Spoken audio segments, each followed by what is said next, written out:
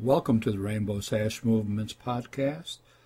Today is March the 24th in the 5th week of Lent.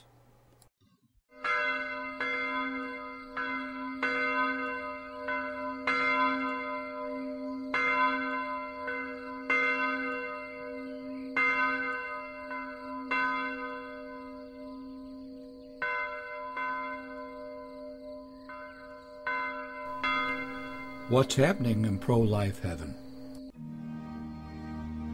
On the one hand, we have Cardinal George, President of the U.S. Conference of Catholic Bishops, praising the new health care reform legislation for expanding health care to more Americans, but said the bishops and the Catholic community will be watching closely to ensure that new laws do not expand federal funding of abortion. The Cardinal seems to be pleased that the legislation has passed, with the exception of abortion language.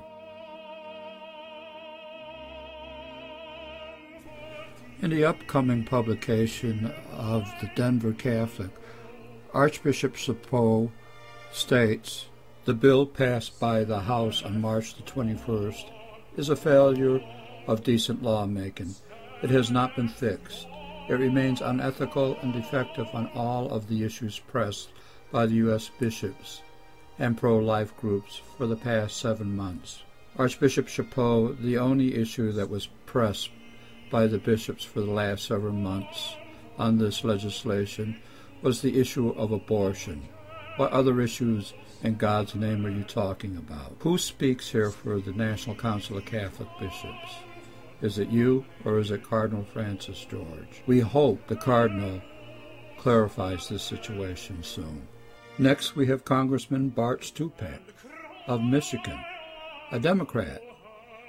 Now he's railing against pro-life groups on Tuesday, calling them hypocritical for supporting President Bush's executive order on stem cells and not believing that President Obama's executive order regarding abortion funding and the Health Care Act is good enough.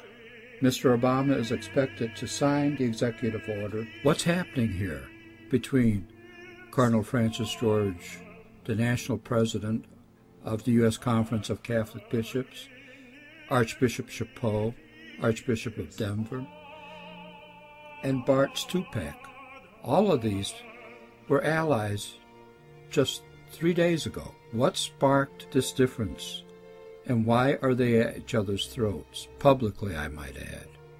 As we approach Holy Week, it is our hope in the Rainbow Sash movement that Archbishop Chaput, Cardinal George, and Mr. Stupak silence their public outbursts and focus instead on our Lord's journey during Holy Week.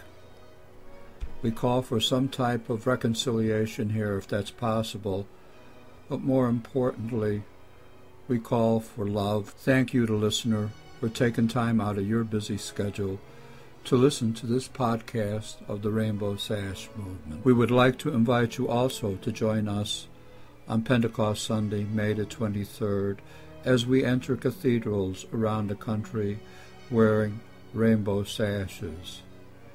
It is our tradition to do this, and it is the tradition of Cardinal George to lead the charge in having us denied communion for self-identifying as gay, lesbian, bisexual, and transgendered people. This year we will also be raising our voices in calling for reform.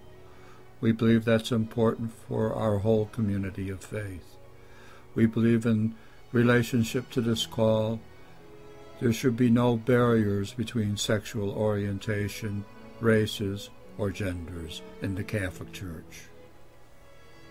God bless.